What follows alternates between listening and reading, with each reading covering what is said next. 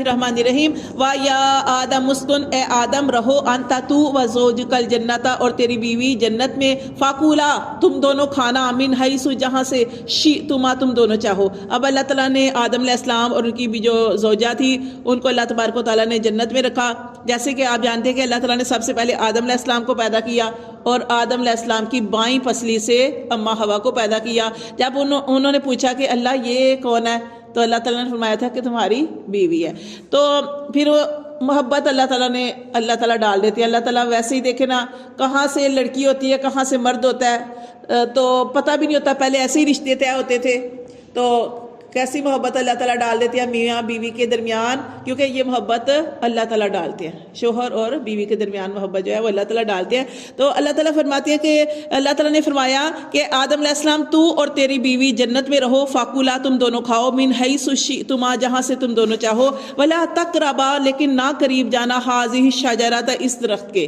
اللہ تعالیٰ نے ہر چیز کھانے کے لیے کہا کہ جہاں سے مرضی تم اس جنت میں سے کھاؤ، لیکن اس درخت کے پاس نہیں جانا۔ ایک چیز کی قید لگا دی، فتکونا اگر تم اس کے پاس گئے تو تم ہو جاؤ گے من الظالمین ظالموں میں سے۔ فوسوسا تو وسوسہ ڈالا، لہما الشیطان ان دونوں کے لیے، شیطان نے، لہما ان دونوں کے لیے، آدم علیہ السلام اور ان کی بیوی کے لیے۔ کس نے وسوسہ ڈالا؟ شیطان نے، لیبدیا تاکہ وہ واضح کر دے، لہما ان دونوں کے لیے، ما وریا جو چھپا ہوا تھا، انہما ان دونوں کا، من سوءاتہما ان کی شرمگاہوں سے۔ اس سے پہلے ان کے اوپر ایک نورانی لباس تھا، اب تو یہ شرم گاہیں جو تھی، اللہ تعالیٰ فرماتے ہیں کہ وسوسہ ڈالا شیطان نے، کیونکہ جب آدم علیہ السلام نے اور اماں حوا نے وہ دانہ کھایا تو ان کے لباس اتر گئے اور ان کی شرم گاہیں جو تھی وہ کھل گئی تھی، وہ ننگے ہو گئے تھے۔ تو یہ شیطان کا حملہ ہے، جو انسان ننگا ہوتا ہے یا اس طرح کے برہنہ ہوتا ہے یا اس طرح کے لباس پہنتا ہے تو یہ سارا کچھ شیطان کرواتا ہے۔ شیطان نے سب سے پہلے ہمارے والد اور والدہ کو، یعنی جو ہمارے آبائی جہاں سے دنیا کا نظام چلا، اماں حوا اور ہمارے آدم علیہ السلام کو سب سے پہلے یہ جو ان کے کپڑے اتروائے تھے۔ تو یہ یہاں پہ آ رہا ہے کہ انہوں نے یہ شیطان نے یہ کیوں کیا، لیبدیا تاکہ کھل جائے، لہما ان دونوں کے لیے، ما وریا جو چھپایا ہوا تھا، انہما ان دونوں سے، من سوءاتہما ان کی شرم گاہوں سے، وقالا پھر اللہ تعالیٰ نے فرمایا، ما نہاکما نہیں، اب یہ اسی کی چیز اسی کا آ رہا ہے۔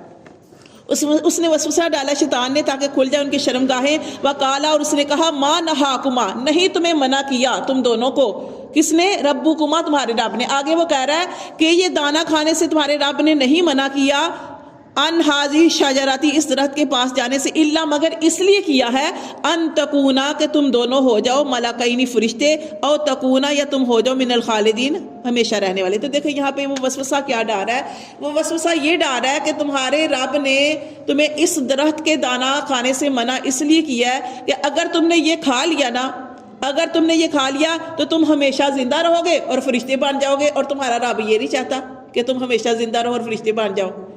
یہ اس نے وسوسہ ڈالا۔ اور آگے دیکھیں آدم علیہ السلام کس چیز کی وجہ سے آگے تھے اس کے بہکاوے میں، اس نے قسمیں بھی کھائیں۔ یہاں پہ دیکھیں وَقَاسَمَهُمَا اور اس نے قسمیں کھائیں ان دونوں کے لیے، دونوں کا ذکر ہما کی ضمیر آ رہی ہے نا، وَقَاسَمَهُمَا اور اس نے شیطان نے دونوں کے لیے قسمیں کھائی، انی بے شک میں لَكُمَا تم دونوں کے لیے لَمِنَ النَّاصِحِينَ میں تو تمہارا خیر خواہ ہوں۔ اب دیکھیں سارے کام غلط کروا رہا ہے اور اوپر سے کیا کہہ رہا ہے، میں تم دونوں کا خیر خواہ ہوں۔ فَدَلَّهُمَا پھر ان دونوں کو پھسلایا، بِغَرُورِ دھوکے سے، قسمیں کھائیں اور دھوکے سے پھسلایا، فَلَمَّا پھر جب ذَاقَ الشَّجَرَةَ پھر جب ان دونوں نے چکھا کیا، درخت کو۔ بات اب ہمیں اس کی باریکیوں میں نہیں جانا کہ وہ درخت کون سا تھا، کون سا دانا تھا، اس کو چھوڑ دیں، نہیں ان کی باریکیوں میں نہیں جانا چاہیے، سارا کچھ لکھا ہوا ہے لیکن ضرورت نہیں ہے۔ بس یہ دیکھیں کہ انہوں نے اللہ کے حکم کی خلاف ورزی کر دی۔ کس وجہ سے کر دی وہ چیزیں آپ کو سمجھ آ گئی کہ شیطان نے پہلی دفعہ جھوٹی قسم کھائی، جھوٹی قسم کھانے کی وجہ سے آدم علیہ السلام اور اماں حوا جو تھی وہ اس کے بہکاوے میں آ گئے اور انہوں نے درخت جو تھا وہ دانا جو تھا کھا لیا۔ اللہ فرماتے ہیں بدت لہما پھر کھل گئی ان دونوں پر سوآتہما ان کی شرم گاہیں، ان کے جسم ننگے ہو گئے۔ اب وہ کیا کرنے لگے، جنت کے پتے توڑ توڑ کر اپنے جسم کو چھپانے لگے۔ دیکھ یہاں پہ آ رہا ہے وَتَافِقَ اور وہ لگے، یخصفانی چھپانے اپنے جسم کو، ٹھیک ہے، وہ پتوں سے، علیہما من ورق الجنہ جنت کے پتوں سے، پتے توڑ توڑ کر جو تھے وہ اپنی شرمگاہوں کو چھپانے لگے۔ جب یہ چھپانے لگے اور کہتے ہیں آدم علیہ السلام کا قد اتنا لمبا تھا جتنا کہ کھجور کے برابر، اتنے لمبے تھے، اور ان کے بال بھی لمبے لمبے تھے۔ اب ایک تو شرمگاہیں کھل گئی، جسم کھل کے ننگے ہو گئے دونوں۔ اب وہ پتے جو تھے توڑ توڑ کر اپنے اوپر لگانے لگے، اور آدم علیہ السلام شرم کے مارے بھاگنے لگے۔ ان کے بال درخت میں اڑ گئے، لمبے بال تھے، درخت میں اڑ گئے۔ تو اس وقت جب درخت میں اڑے وَنَادَهُمَا، تو ان کو پکارا ربهما، ان کے رب نے۔ اب وہ دوڑنے کی کوشش کر رہے تھے، شرم محسوس ہو رہی تھی کہ ان کا جسم کھل گیا۔ اب اس وقت اللہ تعالیٰ نے ان کو پکارا ربهما، ان دونوں کے رب نے، الم انہاکما، کیا میں نے تمہیں منع نہیں کیا تھا، ان تلکم شجراتی، کہ اس درخت کے پاس نہ جانا، واقل لکما، اور تم دونوں سے کہا تھا، ان الشیطان، کہ بے شک شیطان، لکما، تم دونوں کے لیے عدو مبین، وہ تمہارا کھلا دشمن ہے۔ اللہ فرماتے ہیں میں تمہیں پہلے ہی کہہ دیا تھا کہ شیطان تمہارا کھلا دشمن ہے۔ قالا، تو ان دونوں نے کہا، ربنا، اے رب ہمارے، ظلمنا، ہم نے ظلم کیا، انفسنا، اپنی جانوں پر، وَإِن لَّمْ تَغْفِرْ لَنَا، اگر تو نے ہمیں معاف نہ کیا، وَتَرْحَمْنَا، اور ہم پر رحم نہ کھایا، لَنَكُونَنَّ، تو ضرور ہم ہو جائیں گے، مِنَ الْخَاسِرِينَ، نقصان اٹھانے والوں میں سے۔ تو یہ دعا تھی کہ آدم علیہ السلام بہت زیادہ روئے تھے اپنی اس بھول پر، غلطی کیا، بھول کہیں گے، اپنی بھول پر اتنا روئے تھے کیونکہ وہ شیطان کے بہکاوے میں آگے تھے، وسوسہ ڈالا تھا شیطان نے، اور وہ بہکاوے میں آگے تھے اور انہوں نے دانا کھا لیا تھا، اور پھر اپنی اس غلطی پر اتنا روئے کہ ان کا رونے کی وجہ سے پورا جسم کالا ہو گیا۔ بہت ہی خوبصورت تھے آدم علیہ السلام، ان کا پورے کا پورا جسم سیاہ ہو گیا، پورا کالا نہیں ہوتا جیسے، ایسے ان کا جسم ہو گیا۔ انہوں نے ایک دن وہ اپنے آپ کو دیکھا اور کہنے لگے اللہ میں تو اس قدر خوبصورت ہے، اللہ میرے رنگ کو کیا ہو گیا؟ تو پھر اللہ تعالیٰ نے جب ان کی توبہ قبول کرنی تھی، اللہ تعالیٰ نے یہ آیت اللہ تعالیٰ نے خود ہی سکھائی تھی کہ یہ دعا پڑھو، ربنا ظلمنا انفسنا وان لم تغفر لنا وترحمنا لنکونن من الخاسرین، یہ دعا پڑھو۔ تو اس کی وجہ سے اللہ تعالیٰ تمہاری جو ہے معافی جو ہے وہ قبول کریں گے، کیونکہ اللہ تعالیٰ توبہ کرنے والوں کی توبہ کو قبول کرتے ہیں۔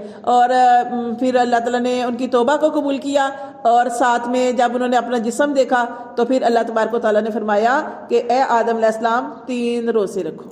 وہ جو روزے چلے آ رہے ہیں، کون سے روزے؟ ایام 20 کے روزے، وہ 3 روزے 13 14 15، چاند کی 13 14 15 کو آدم علیہ السلام نے جیسے ہی روزہ رکھا تو ان کا ایک حصہ، پھر دوسرا روزہ رکھا دوسرا حصہ، پھر تیسرا حصہ، یعنی کہ 3 حصے جسم کے ایسے سفید، جیسے وہ پہلے تھے ویسے کے ویسے ہو گئے، اسی طرح سفید اور خوبصورت ہو گئے۔